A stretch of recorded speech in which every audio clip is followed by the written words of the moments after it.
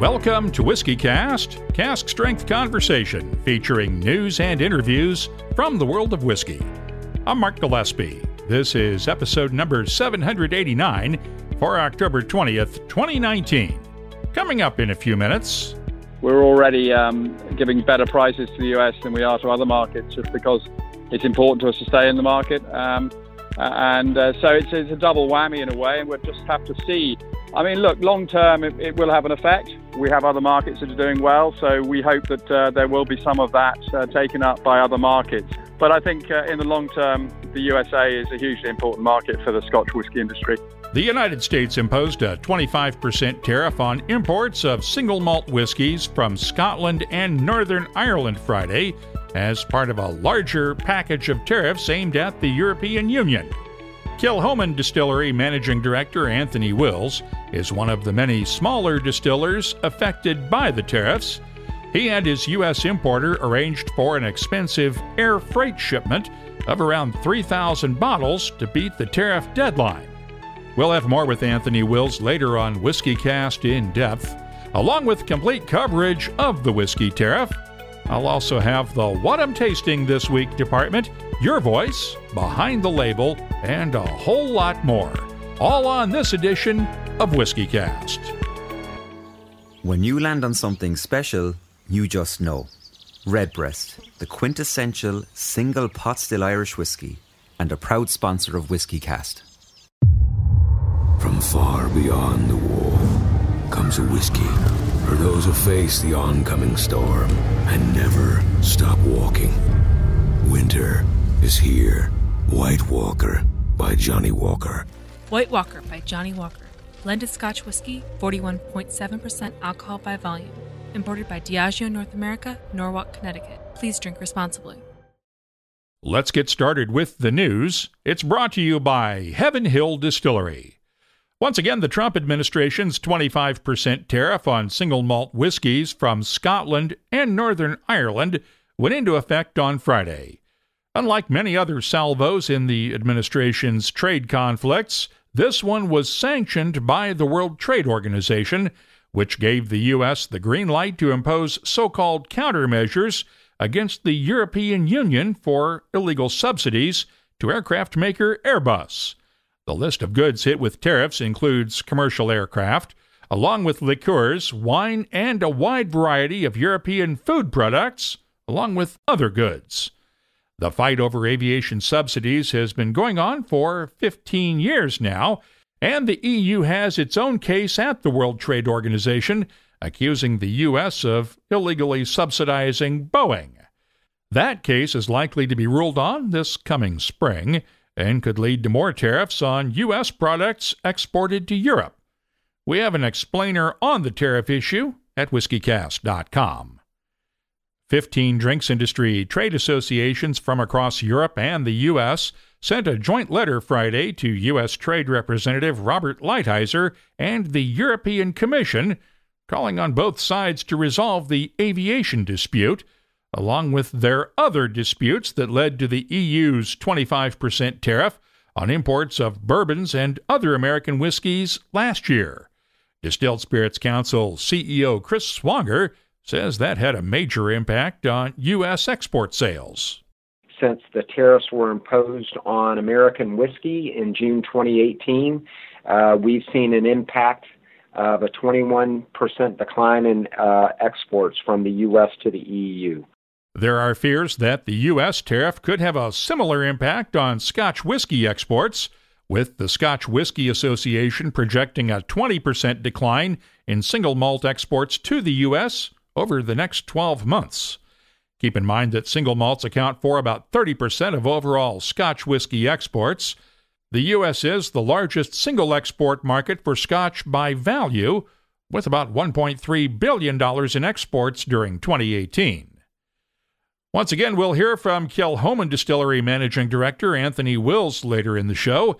He arranged to have an extra 3,000 bottles of whiskey shipped by air freight to the U.S.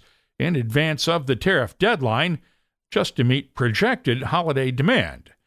And on Behind the Label, we'll explain just what the tariff means for whiskey-loving Americans traveling overseas. Meanwhile, police in Scotland are looking for suspects in the theft of a shipping container full of whiskey. The thieves broke into a Chivas Brothers facility in Paisley early Thursday morning and took the container with around 100,000 pounds worth of whiskey inside. Police told The Independent that it was clearly a targeted and coordinated theft and believe the thieves plan to sell that whiskey on the black market. One place it will not be going on sale, though, is Sotheby's. The auction house is holding what it's calling the Ultimate Whiskey Collection auction Thursday at London's Olympia. Unlike most other whiskey auctions, this auction is devoted to a single collection of rare whiskeys put together over the last 20 years or so by an American collector. Sotheby's Johnny Fole is coordinating the auction. The collector is an interesting guy because he likes to remain anonymous. So if you have a look in the catalogue, you'll notice that there's not much that he gives away about himself. What I can say is that he's a guy he's a big whiskey drinker and a cigar fan. And the photo in the catalogue has him in his living room at his house in America.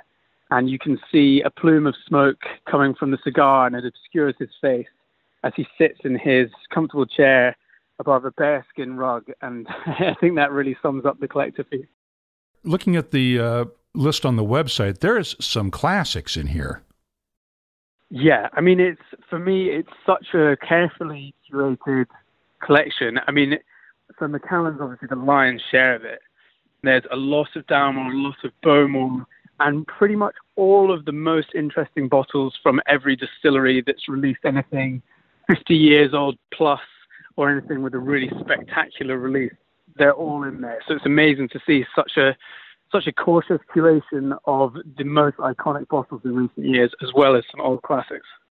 And you also have one of the 1926 Macallans, but this is a regular fine and rare bottling, right? Yeah, so this is, I mean, really for us, it's the lead lot in the sale.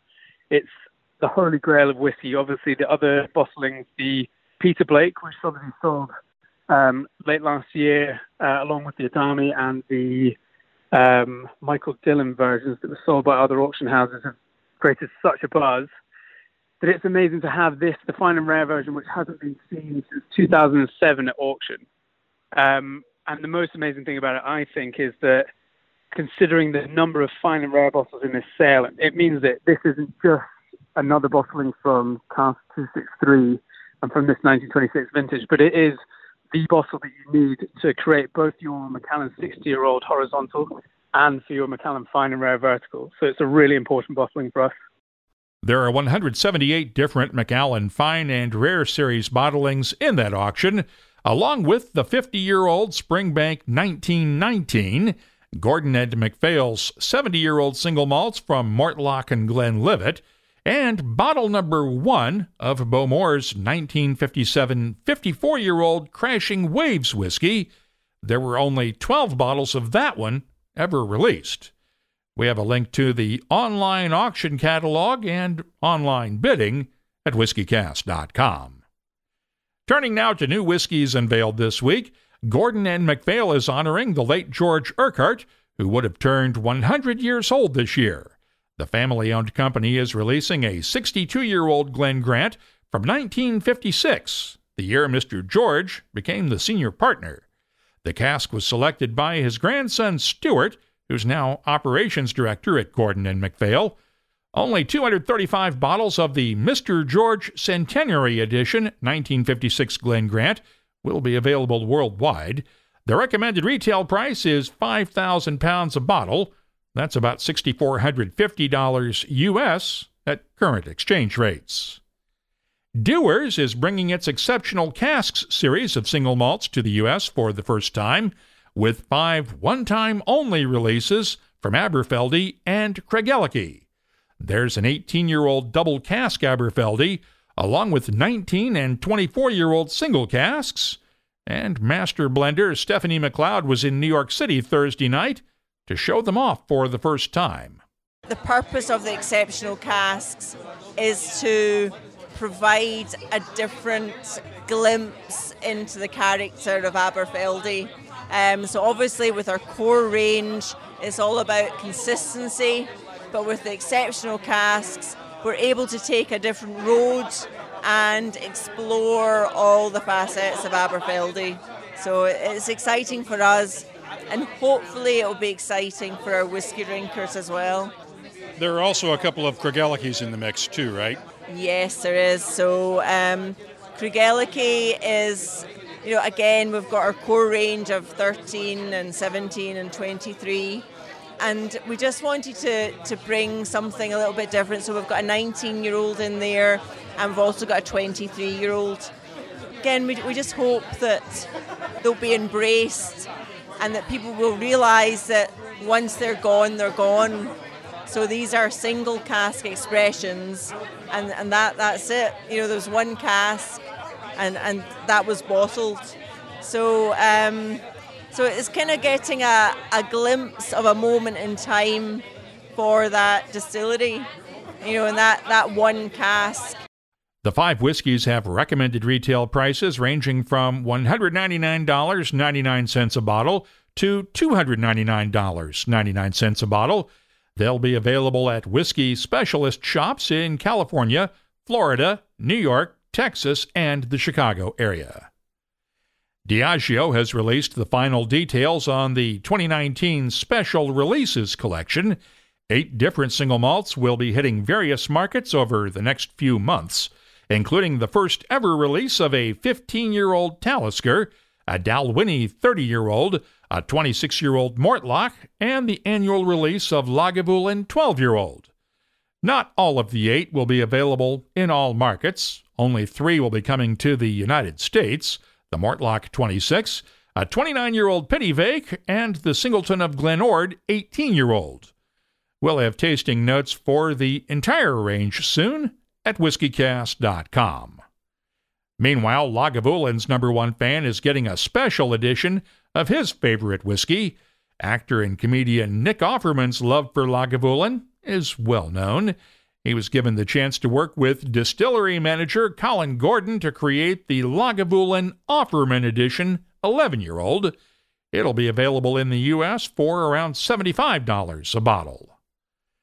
It's fair to say that Manchester United has not been having the greatest year in England's Premier League, but the team's U.S. fans can relive some of United's past glory with a new Chivas Regal commemorative edition.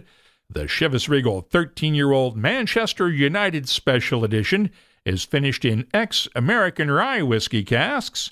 The 13-year-old age statement was selected to honor Manchester United's record 13 Premier League championships under former manager Sir Alex Ferguson.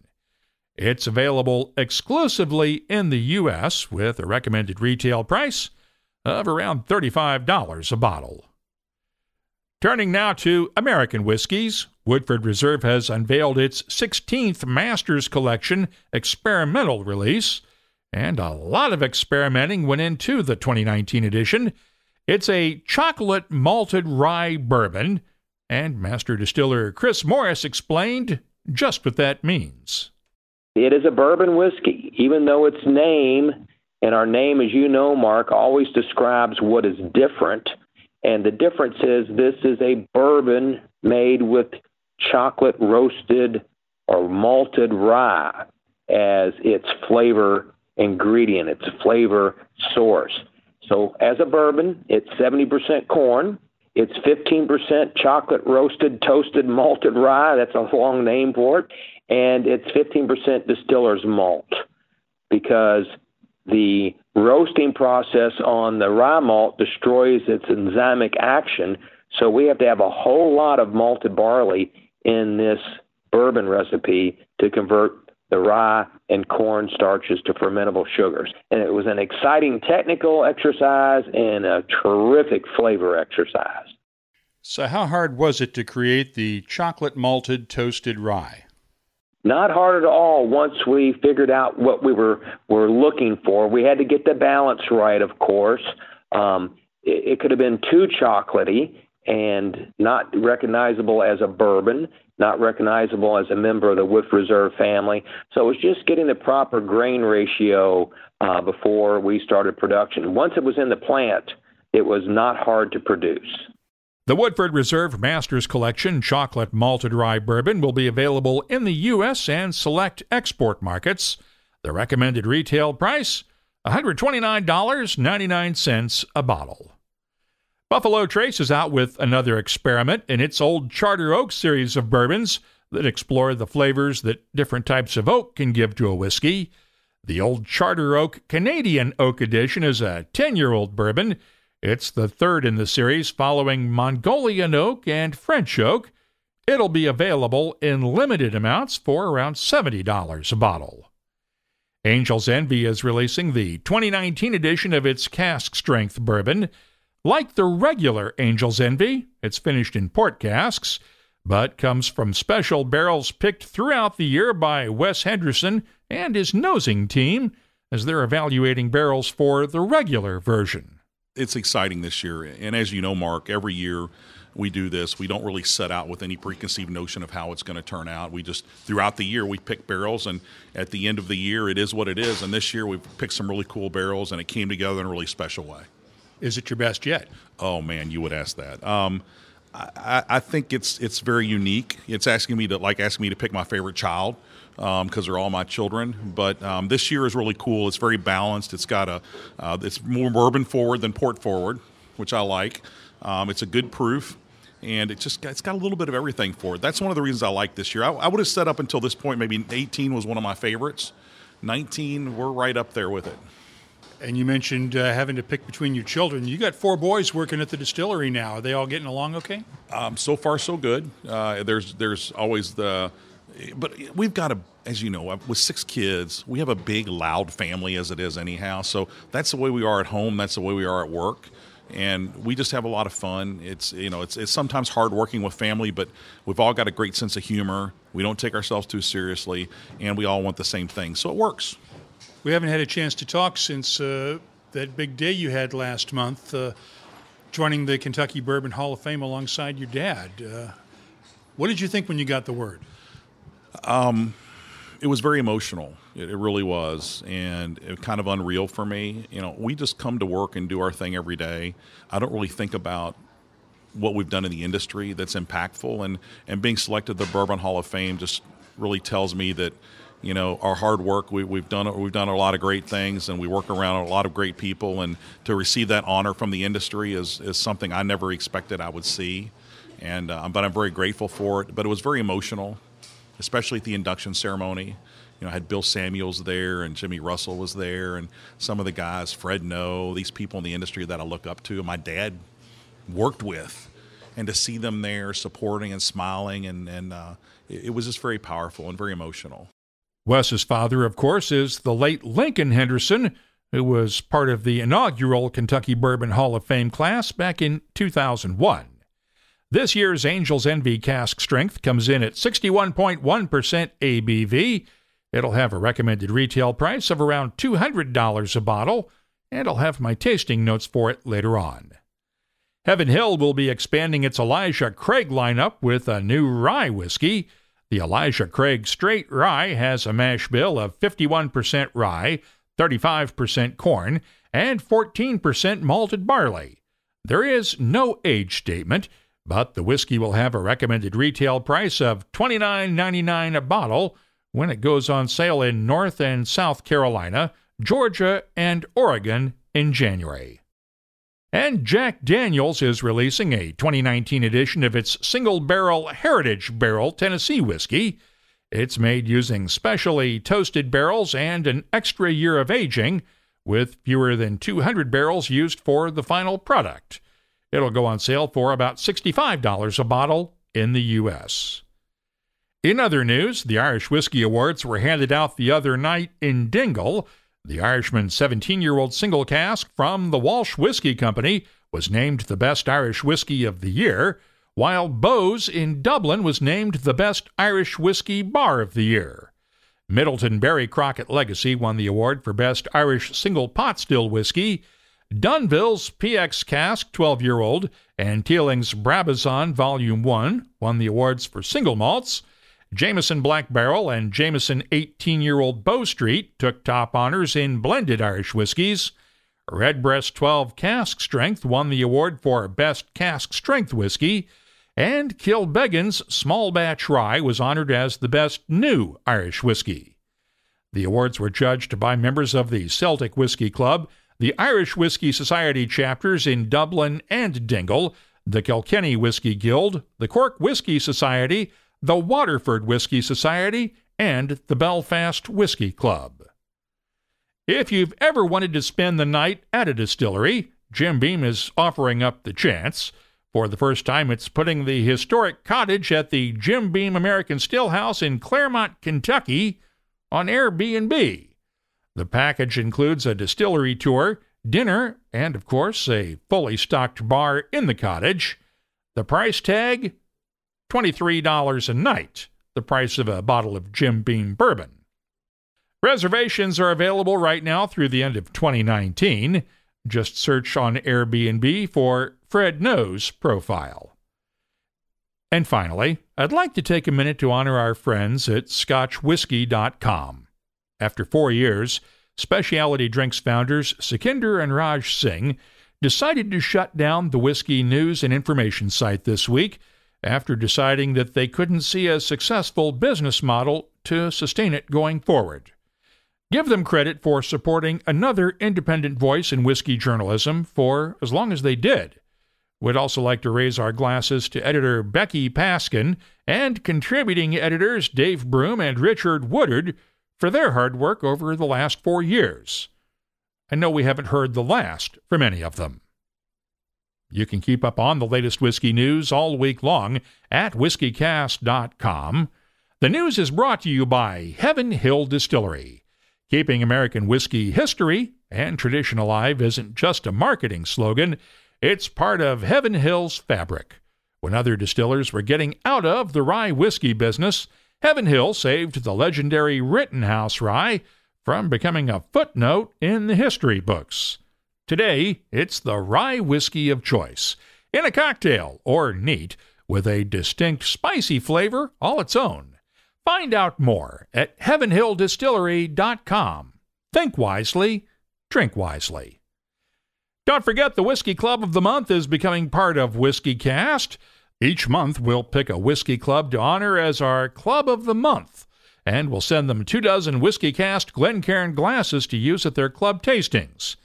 This week we heard from the Association of Halifax Regional Scotch Enthusiasts, or ARSE, in Nova Scotia, some guys with a sense of humor, the North Shore Whiskey Club in Massachusetts, the Single Malt Society of Madison, Wisconsin, and the Shanghai Malt Whiskey Society in China. And if you have a whiskey club, we'd love to hear from you too. Just use the contact form at whiskycast.com to get in touch with us and tell us about your club. If you have a website, we'll be glad to add it to our list of whiskey clubs around the world at whiskycast.com. You might just win 24 WhiskyCast Glencairns to use at your club meetings. Time now for the WhiskyCast calendar of events. Pittsburgh Magazine's Whiskey and Fine Spirits Festival is coming up on Wednesday night, followed by Philadelphia Magazine's Whiskey and Fine Spirits Festival the following night. Maker's Mark Distillery wraps up its Live from Loretto music series for the season this Friday night in Loretto, Kentucky. The Manchester Whiskey Festival is this Friday and Saturday in Manchester, England, and the Lakes Distillery in Setmurthy, England, has its Autumn Whiskey Festival on Saturday. If you heard our interview a couple of weeks ago with author Karen Abbott about her new book on George Remus, the King of the Bootleggers, she'll be appearing at the Books by the Banks Festival, October 26th in Cincinnati. The Whiskey Exchange hosts Diageo's Colin Dunn for a tasting of this year's special releases on the 30th at Brown's Covent Garden in London. I'll be at Julio's Liquors in Westboro, Massachusetts on November 2nd for the American Single Malt Whiskey Seminar that day and their Whiskey Roadshow that night. Whiskey Live Johannesburg is November 6th through the 8th in South Africa, and Glasgow's Whiskey Festival is on November 9th in Glasgow, Scotland, along with the George Washington Whiskey Festival in Alexandria, Virginia. And finally, Teeling Whiskey Master Distiller Alex Chasko will lead a tasting and dinner at Tam O'Shanter in Los Angeles on the 8th of November. We had plans to feature an interview with Alex on this episode, but we are going to push that back to next week. Right now, we have 135 different events worldwide on our searchable calendar at WhiskyCast.com. Just click on the search button to find out what's happening near you or wherever you'll be traveling soon. From deep in the north, far beyond the wall, the howl of the frozen wind brings word of something new. A whiskey from the land of always winter, for those who face the oncoming storm and never stop walking. Winter is here. White Walker by Johnny Walker. White Walker by Johnny Walker. Blended Scotch whiskey, 41.7% alcohol by volume. Imported by Diageo North America, Norwalk, Connecticut. Please drink responsibly. WhiskyCast In Depth is brought to you by Mortlock. Let's go back to our top story now. The Trump administration's new 25% tariff on imports of single malt whiskies from Scotland and Northern Ireland that took effect on Friday. The Scotch whisky industry is taking the biggest hit among UK exporters, with about 62% of the UK's share of the tariffs. But when the U.S. decided to limit that tariff to single malt whiskies, instead of going after all whiskies, that gave some of the larger multinational drinks companies a break. Karen Betts is the chief executive of the Scotch Whisky Association. I think it is going to have a disproportionate impact on smaller producers because many of our smaller producers only produce malts and they all export to the US, and so their exports are all going to get caught by this tariff. Kilchoman Distillery is one of the smallest distilleries on Islay, even though it recently completed an expansion that allowed it to double production. Anthony Wills opened the distillery in 2005 and has slowly been building a footprint in the U.S. market, with Sam Filmus of California-based Impex, his American importer. Just like most Scotch whiskey companies, Kilchoman sends its whiskeys to the U.S. on container ships. The journey can take several weeks, but it's a lot less expensive than air freight. But with the tariff deadline approaching and the busiest time of the year for Scotch whiskey sales during the holidays, Anthony Wills says they decided to bite the bullet and spring for an air freight shipment of an extra 3,000 bottles of whiskey, splitting the cost between the distillery and the importer. We weren't surprised because we had been forewarned by the SWA, Scotch Whisky Association, that it was maybe going to likely happen. So it wasn't a big shock. It was disappointing. But then we had to take the actions that we thought were sensible in the circumstances. And that's when we decided, talking to Sam, we decided that we'd already shipped quite a lot out prior to that by ship that was going to arrive in time. And then he just decided to top it up. So we air freighted some out to get there in time before the tariffs took place on Friday. How much of a supply do you think you have in stock now? Well, I think Sam thinks that he's got enough in stock at Impex over in California until Christmas. There might need to be some topping up at some point if sales go particularly well, but he's pretty confident that we should have enough. So in a way, we hope that we have enough to see ourselves through until the new year. And then, of course, we've already made a decision to share the 25% tariffs and just soak that up by giving a discount so that we can maintain the prices on the shelf. I think that's a decision that Impex and us have made because we need the market to remain stable. It's growing reasonably well for us. It's now nearly our biggest export market, and it would be a shame now to see that drop off if prices rose by 25%.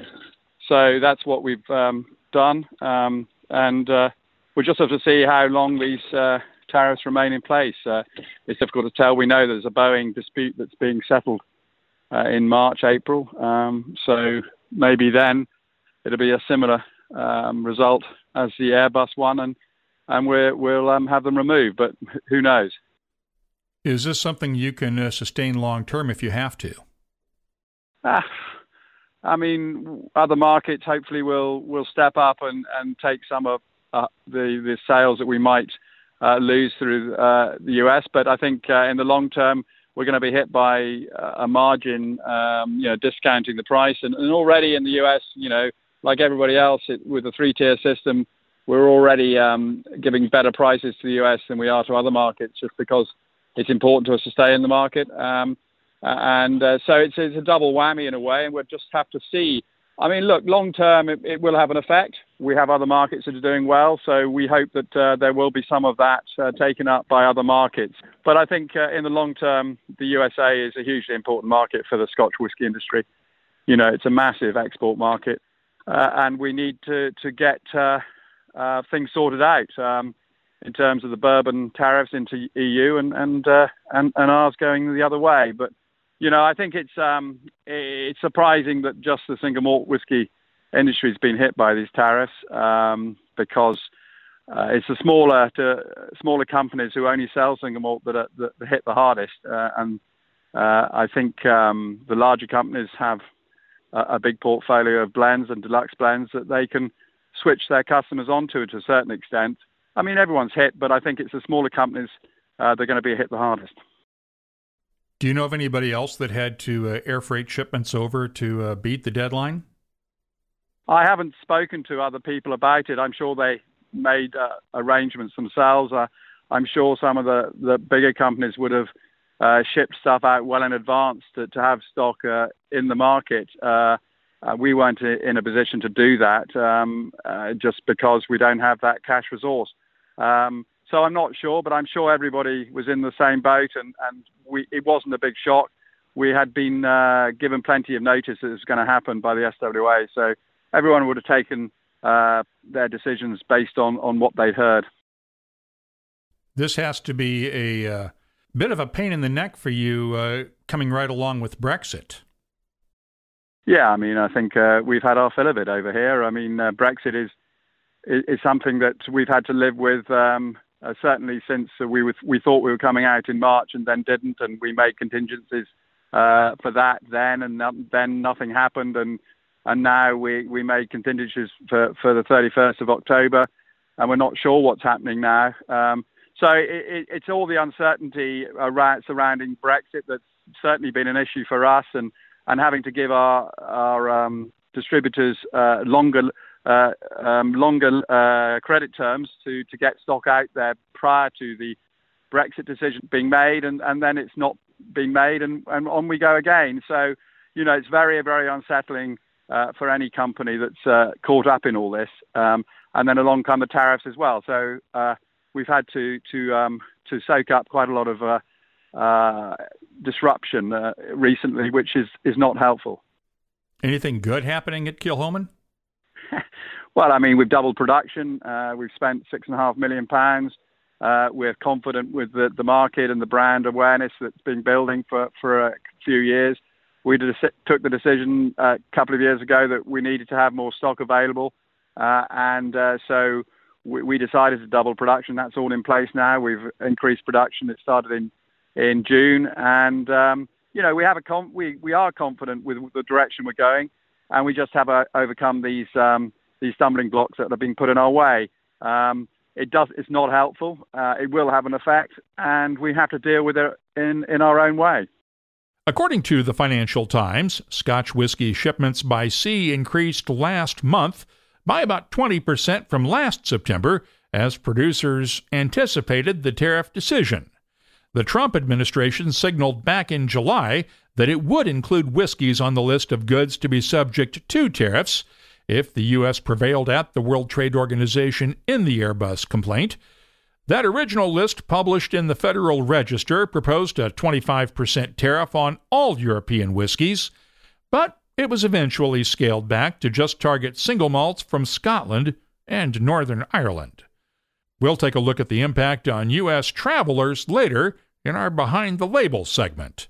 And that's WhiskyCast in Depth, brought to you by Mortlock, whiskey's best-kept secret, hidden away for decades in some of the world's most famous Scotch whiskies, comes a single malt inspired by an original for a fortunate few. Discover the entire Mortlach lineup at malts.com. The What I'm Tasting This Week department is brought to you by Sagamore Spirit Rye Whiskey. Let's start off with the 2019 edition of Angel's Envy Cask Strength that we heard about during the news. It's bottled at 61.2% ABV. The nose has notes of dark chocolate, honey, vanilla, banana, and muted spices. They don't stay muted for long, though. The taste is thick, oily, and mouth-coating with clove and cinnamon notes, balanced by honey, banana cream pie, and brown sugar. If you add just a bit of water, a nice touch of caramel apples comes out too. The finish has a hint of cherry pipe tobacco, lingering spices that last and last, along with honey, dark chocolate, and a hint of dried fruits. I'm scoring the 2019 Angel's Envy Cask Strength a 92. Earlier this year, Glenmorangie replaced its port cask-finished Quinta Reuben single malt with a new 14-year-old version bottled at 46% ABV. I received a sample recently, and it has a bright coppery color with a nose full of chocolate-covered almonds, along with sandalwood, dried flowers, and a hint of butterscotch.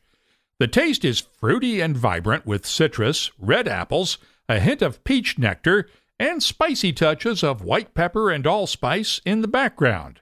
Hints of dark chocolate and almond oil add some complexity.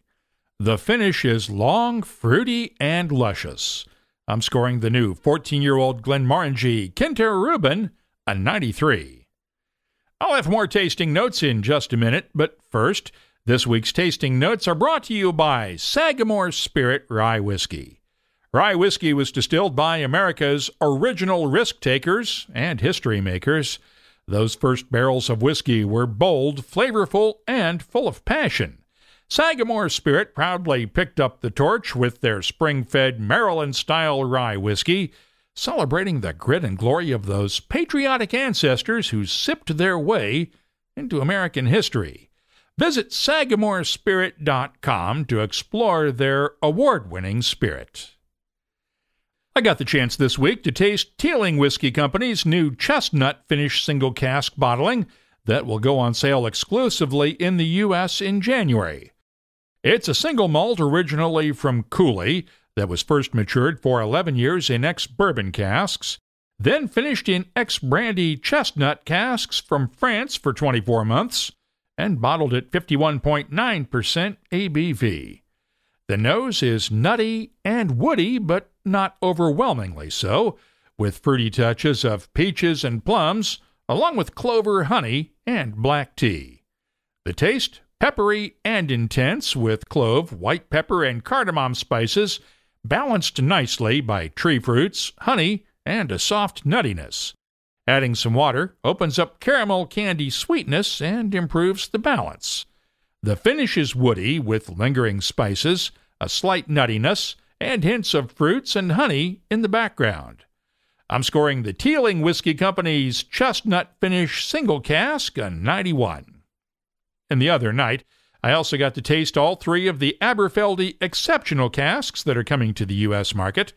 The 24-year-old version was matured in an ex-Oloroso sherry cask and bottled at 53.9% ABV.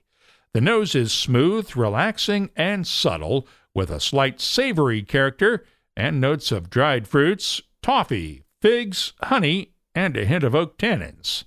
The taste belies the nose, though. It's beefy and assertive with great spicy notes of clove, cardamom, white pepper, and a hint of ginger root, along with citrusy tartness led by orange peel, pineapple, and a touch of toasted coconut that develops slowly and leads into the nice long finish. Water accentuates the fruitiness on the palate and makes it even more vibrant. It was hard to pick just one of the three to feature here, since they're all excellent, and I'm scoring the Aberfeldy 24-year-old exceptional cask a 94. The What I'm Tasting This Week department is brought to you by Sagamore Spirit Rye Whiskey. I'll be adding these tasting notes to our searchable list of nearly 2,700 different whiskeys from all over the world. Check it out today at WhiskyCast.com. The search never ends, but it's nice when you can come in for a landing, pause and explore the silky smoothness of single pot still Irish whiskey, matured in the finest bourbon and Oloroso sherry casks. Land on Redbreast, then be sure to pass it on. Proud sponsor of WhiskyCast. Let's open up the inbox now for your voice, brought to you by Lot 40. I've mentioned our explainer story on the whiskey tariffs that's available right now at WhiskyCast.com, and at Real Sue Williams tweeted this. Thank you. Just had this discussion in a pub today. The gentleman next to me at the bar was complaining about, quote, Trump's tariffs. Parentheses, I'm not personally a huge Trump fan. I am a fan of facts. I said I thought this had to do with the aerospace industry back in Bush's reign. Hashtag lead balloon.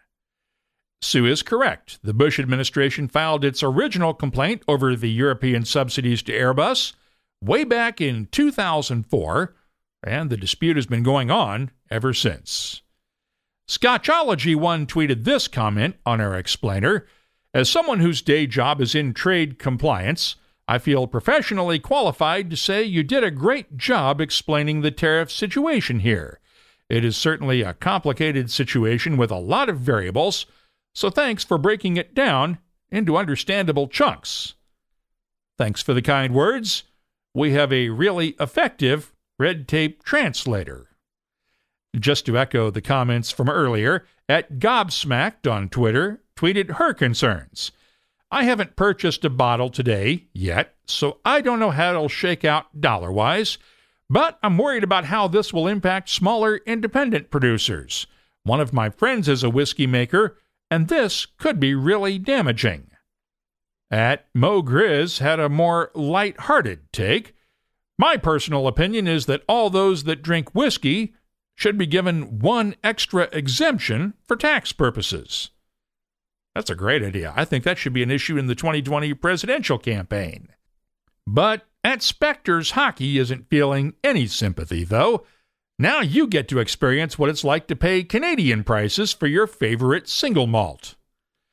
And Rather Be on Islay asked this question on our Facebook page. Does the tariff apply to an individual ordering a bottle in a UK or European store and delivered to the USA? Well, since most of the reputable online retailers ship to the U.S. through licensed importers, you're probably going to see those prices go up too. If you have something you'd like to share with whiskey lovers around the world, look for us on Facebook, Twitter, and Instagram at WhiskyCast. You can also email us directly. The address is comments@whiskycast.com. Your voice is presented by Lot 40, Canada's 100% pot still rye whiskey. Lot 40, unapologetically Canadian. Please drink responsibly. Let's wrap things up now with Behind the Label, our look at the history, science, and all the other stuff that combine to make whiskey unique. It's brought to you by Writer's Tears. If you live in the U.S., well, you're going to feel the impact of the new 25% tariff on single malt whiskeys from Scotland and Northern Ireland sooner or later. And our explainer story at WhiskyCast.com looks at many of the questions about the tariffs. We have added to that story as more questions come in. For instance, Jennifer Bridges at BridgesLMT on Twitter sent us this. Just got back from Scotland with a luggage load full. Hopefully, I make it through. Even if I don't, sometimes it's worth the cost. And that raises a good question.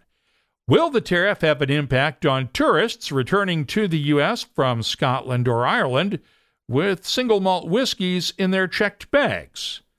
We checked in with U.S. Customs and Border Protection, and according to an agency spokesperson, customs officers will not be collecting the 25% tariff when you come home.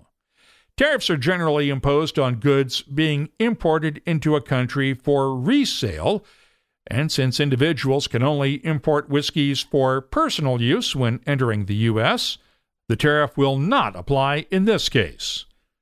Now, you're probably thinking, what's the difference between a tariff and duty, which is, of course, another word for tax?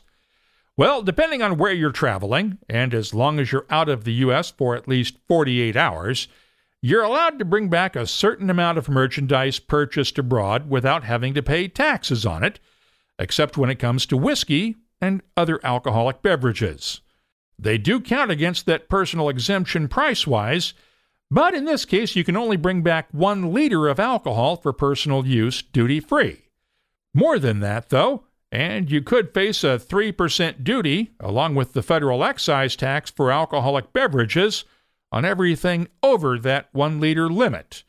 Now, I said could because, in practice, unless you're bringing back a lot of whiskey, Customs and Border Protection officers do have some leeway in deciding whether to actually impose that duty.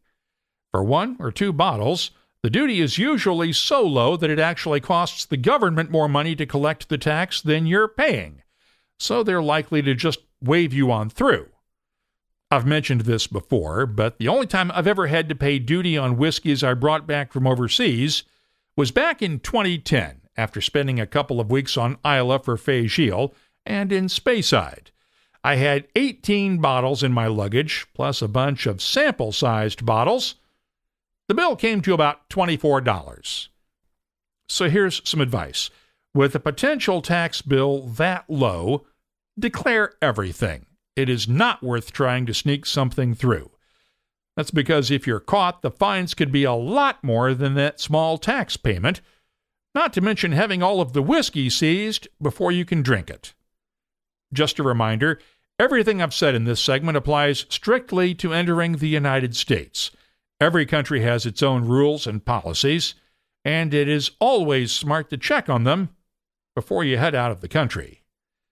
If you have something you'd like us to look at on Behind the Label, just use the contact form at WhiskyCast.com to get in touch with us. Behind the Label is brought to you by Writer's Tears. Writer's Tears Copperpot, a unique triple distilled premium Irish whiskey, combining single malt and single pot still. First fashioned in the 1700s and still a rarity today. Sure, as we say in Ireland, what's rare is wonderful. Writer's Tears Copperpot. That's all for this edition of WhiskyCast. You'll find links for the stories in this episode in our show notes at WhiskyCast.com. That's also where you'll find links for our WhiskyCast HD videos and the WhiskyCast Tasting Panel podcast, along with the latest whiskey news, the calendar of events, my tasting notes, the whiskey photo of the week, a cocktail recipe or two, and, of course, a complete archive of past episodes that goes all the way back to 2005. We'll be starting our 15th year of WhiskyCast next month, and we're looking at a few ideas to celebrate the anniversary of Whiskey's longest-running podcast series. If you have an idea, let us know about it. You can always use the contact form at WhiskyCast.com. Get in touch with us on Facebook, Instagram, and Twitter, or you can email us. The address is comments@whiskycast.com. From far beyond the wall comes a whiskey for those who face the oncoming storm and never stop walking. Winter is here. White Walker by Johnny Walker. White Walker by Johnny Walker. Blended Scotch whiskey, 41.7% alcohol by volume. Imported by Diageo North America, Norwalk, Connecticut. Please drink responsibly. When you land on something special, you just know. Redbreast, the quintessential single pot still Irish whiskey, and a proud sponsor of WhiskyCast. WhiskyCast is a production of Cask Strength Media, copyright 2019, and comes to you from the charming, yet regrettably dry town of Haddonfield, New Jersey. I'm Mark Gillespie, reminding you that when you drink, please drink responsibly. Thanks for listening.